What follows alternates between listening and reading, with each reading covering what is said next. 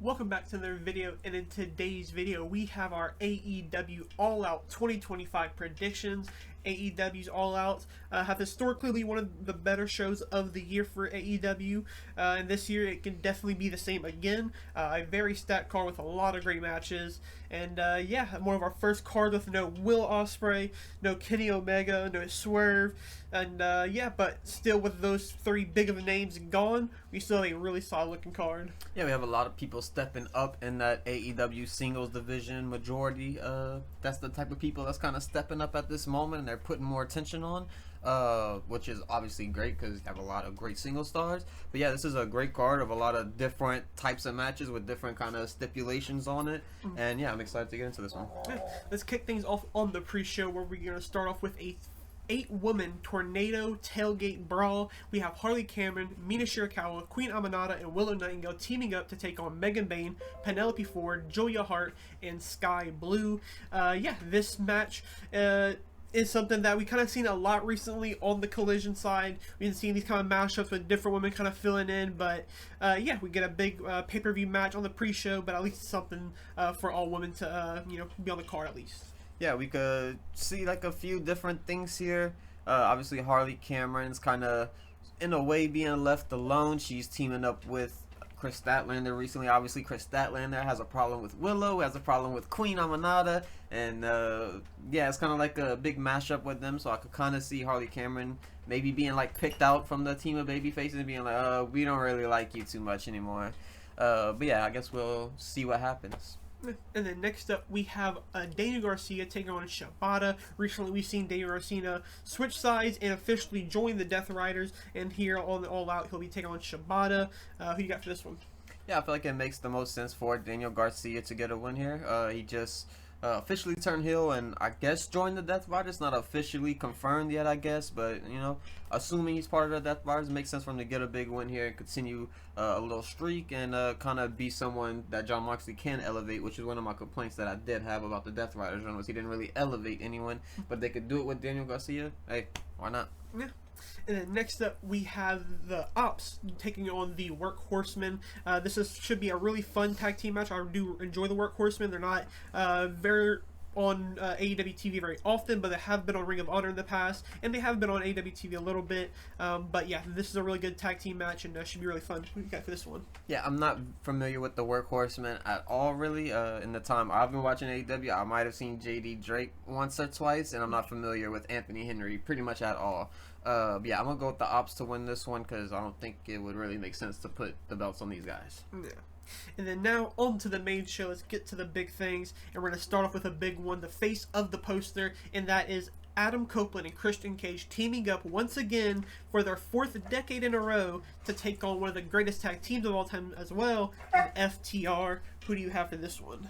Yeah, this is a match that they've already known to be starting the show. Tony Khan mentioned that today, that this will kick off All Out. So knowing that that's going to kick off All Out, I feel like they're going to do something cool with it. There'll be a cool entrance. Obviously, Metalingus is going to play, and everyone will enjoy that. But I feel like there will be a little bit more to this match than what it looks like on paper right now. Yeah, I mean, we've seen Gangrel pop up in the past. I think at last year's All Out, matter of fact, or maybe Double or Nothing last year. But maybe we see him come out again to maybe even the odds. We have Stokely in the FTR corner, so I think that could be a little cool moment as well. But yeah, I think this should be a really good match. I will go with Adam Copeland and Christian Cage to get the win here, just because, like we said, first real-time tag teaming on a big PLE feels right for them to start off with a win. Yeah, for sure. I think, like you mentioned, they're just coming back together. FTR is kind of is on like a little streak right now anyway, so I don't think a loss is going to really mean anything to them and their FTR. But yeah, I think Adam Copeland and Christian Cage will take this one down. And then next up in trios action, we have the Hurt Syndicate. We have MVP making one of his first match appearances in quite some time, I believe, taking it on Ricochet and the Gates of Agony. Who do you got for this one? Yeah, I'm going to go with the Hurt Syndicate here. I think that they should just get the win. I feel like they're the stronger team, the more built team. But at the same time, I feel like this could be a really good thing for Ricochet and the Gates of Agony to pick up a win against them. So I could see it going either way, but I will go with the Hurt Syndicate. Yeah, I will go with Ricochet and Gates of Agony. Like you said, I think they seem to be like a new faction that wants to be, something big on AEW. and I feel like we're kind of getting close to a Bobby Lashley singles run soon. And I think maybe a loss here kind of gets him to the point where, like, all right, maybe I can't rely on Shelton to get me to help get wins in the tag team division. Maybe I need to go back solo, and I think it would start off a good little thing for Bobby Lashley to go for that world title, whether Hangman walks out as champion or Kyle Fletcher walks out as champion. But yeah, I think this could be a really fun match, and I'm glad that this is a pretty good match that has got a decent build over the past few weeks on Dynamite. Yeah, for sure. And then next up for the TBS Championship, Mercedes Moné takes on AEW's Rio. This is a match that I think a lot of people have been waiting for. Rio is one of the original members of the AEW women's roster, and now that she goes against someone like Mercedes, who's kind of revolutionized the AEW women's side of things since she's joined, should be a really fun match. But who you got walking out as TBS champion?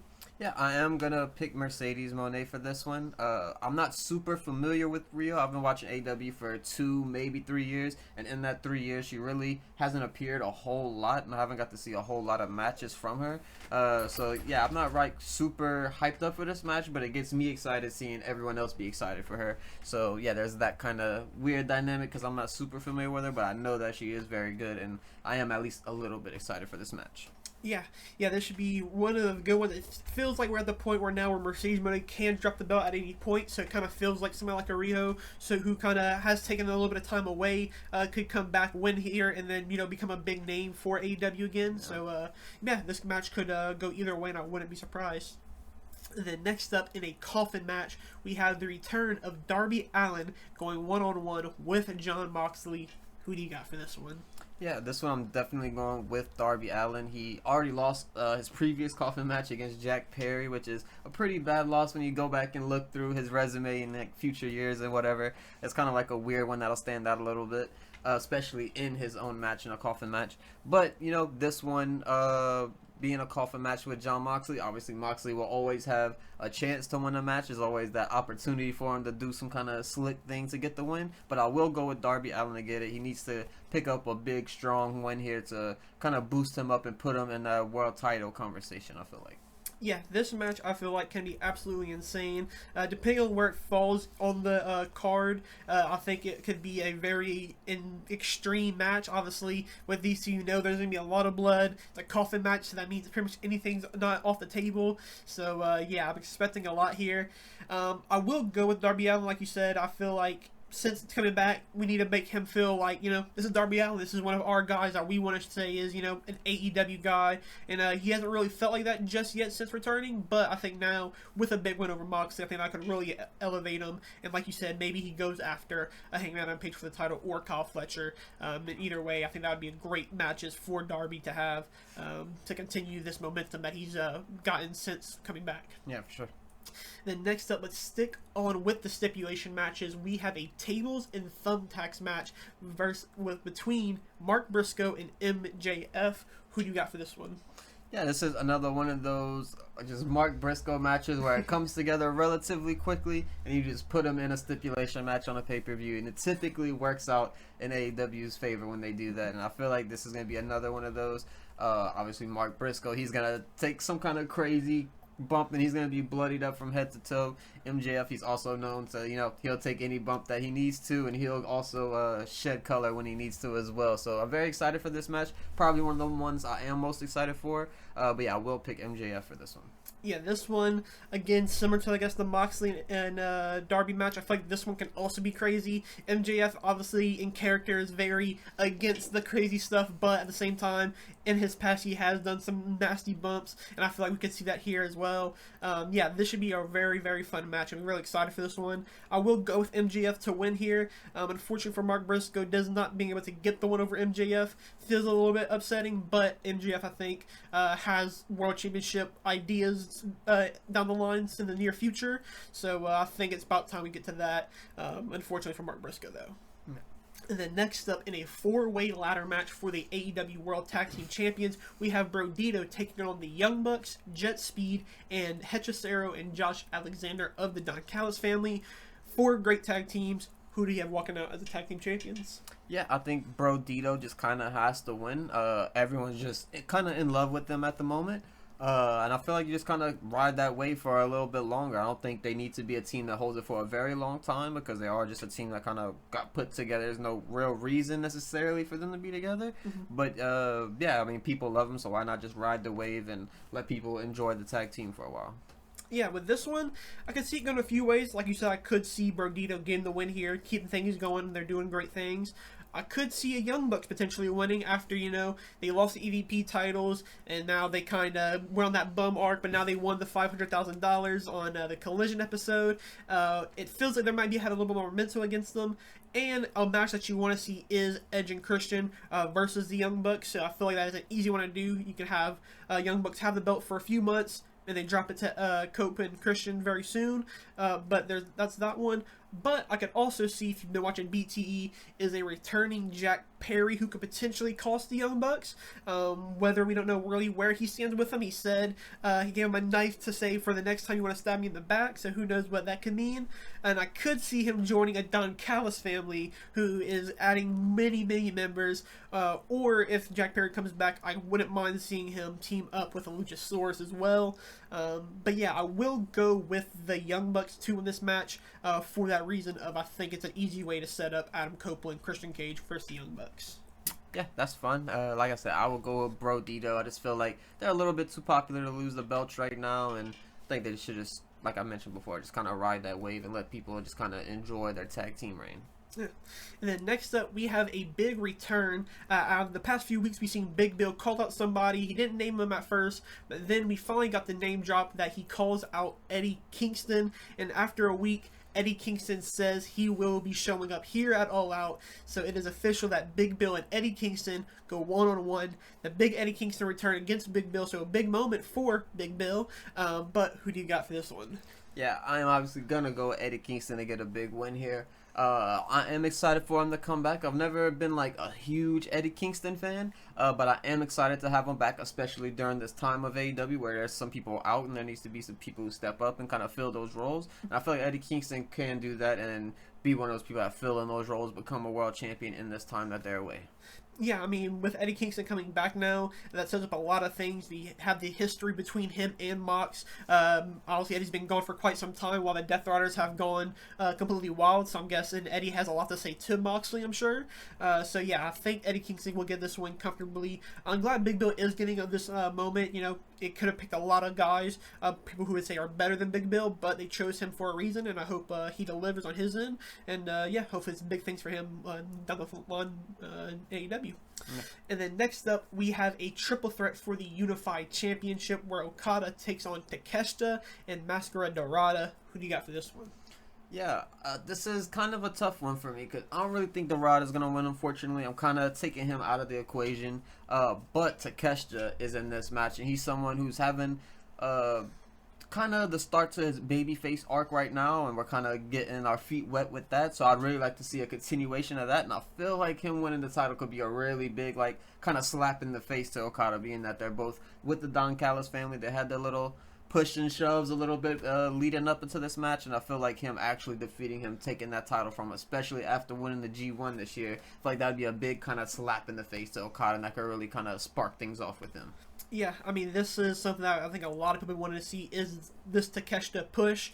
He's obviously one of the fan favorites and one of the best guys in pro wrestling right now. So I will also go with Takeshita to win this match. It should be a really fun match. And we have two different styles of the hard-hitting Japanese style versus the high-flying Dorada. So yeah, it should be a really fun match. And yeah, it is good, I think, as well, that Okada drops this belt. He's held it for quite some time now, so hopefully he can go on to bigger things. And who knows what Takeshita has down the line with him if Kyle Fletcher also holds the World Championship and the TNT Championship at the end of the night. Yeah, for sure. And then next up, in a fatal four-way for the AEW Women's World Championship, Timeless Toni Storm puts her belt up against Jamie Hayter, Chris Statlander, and Thekla. Who do you have for this one? So for this one, I am going with another title change here. I am going with Chris Statlander to be the person to kind of take it off of Toni Storm, and I do think that will be with the help of someone like Amina Shirakawa, and she will end up joining the Death Riders and making it official at All Out. She's been denying everything this entire time, and I feel like this is a good time to just kind of reveal it let her be the big bad heel, let her team up with Mina Shirakawa. That could be another, or not Mina Shirakawa, Marina Shafir, sorry. But yeah, that'll be another tag team division if they ever do kind of add those tag team titles to the AEW roster. That'll be really cool tag team to be together. So yeah, I think Chris Statlander doing this here and really pulling off the heel turn and making it really a 2-versus-2 match with kind of teaming up with Thekla in a way. I think that'll be the best storyline for this match. Yeah, I mean, this is a match where, kind of similar to that Mercedes Moné match, I could see Toni Storm dropping the belt here. It's been quite some time that she's held the belt, and I feel like all three of these women in this match can take the belt off of her. I could see Jamie Hayter. They've been wanting to do something big with her, but unfortunately injuries have kind of stopped things and started things and stopped things. So hopefully this could be a night where she kind of gets back into the thing and, you know, wins the belt. Chris Statlander is somebody who everybody wants to win the belt eventually. This feels like a time where she can do a big heel turn and win the belt the same night, so that's something huge. And then Thekla is somebody who I think they want to be a big star for him, and this could be a good way to start things kind of easily with a World Championship win. But with that all being said, I will go with Jamie Hayter to get the win here. I feel like I said, with things kind of starting and stopping, and she being a former champion, it feels like a perfect time to have Jamie take it off of Toni, with maybe not even having to pin her as well. So yeah, there's a lot of stuff you can do with this match, but yeah, it should be another really fun one. Yeah, for sure. This is definitely an exciting one. I don't necessarily want to see Toni lose the title because she's kind of the life of the AEW roster in a way. But at the same time, her kind of having that comeback story and building up to the title again could be a very cool story. Yeah. And then now for the main event of the night, we have the AEW Men's World Championship on the line, where Hangman Adam Page puts his belt up against Kyle Fletcher. Now, Kyle Fletcher does have a stipulation against him, where if any member of the Don Callis family comes out, he will be stripped of the TNT Championship and lose the match as well for the World Champions. So, yeah, this is a huge match. We know Kyle Fletcher has all the potential in the world, but will he come home with the title?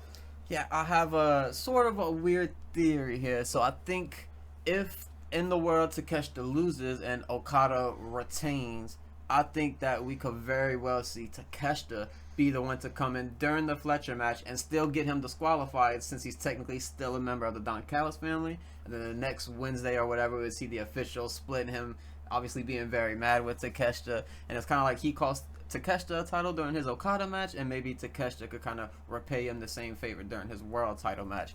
Now really kick things off with his babyface run and kind of have him feuding with the entire Don Callis family, which would be a very cool story to kind of throw Hangman into maybe.